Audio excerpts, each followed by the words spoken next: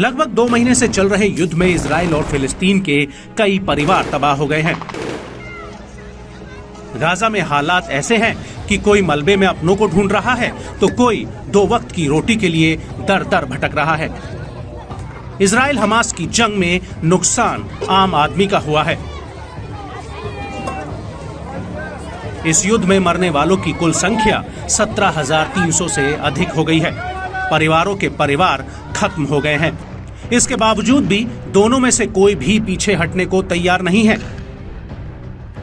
Israel Hamas की जड़ों को उखाड़ फेंकना चाहता है। हमास का साथ दे रहा हिजबुल्लाह भी इजराइल की आंख से बच नहीं सकता।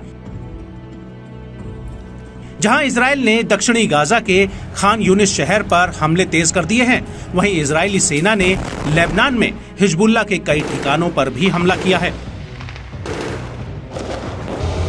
माना जा रहा है कि दक्षिणी गाजा में इजराइल के हमलों से फिलिस्तीनियों को भारी नुकसान उठाना पड़ा है।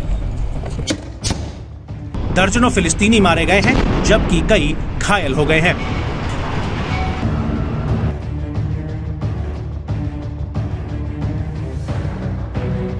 दूसरी ओर हमास के सफाये के लिए इजराइल नया प्लान बना रहा है। इजराइल ने हमास के लड़ाकों को टनल से निकालने के लिए एक खास तरीका खोज निकाला है।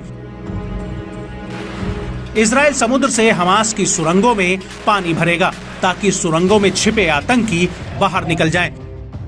एक मीडिया रिपोर्ट के मुताबिक गाजा के अल शाटी रेफ्यूजी कैंप के पास इजराइल ने पंप लगाए हैं और 1 हफ्ते में इन टनल्स में कई क्यूबिक मीटर पानी भर दिया जाएगा।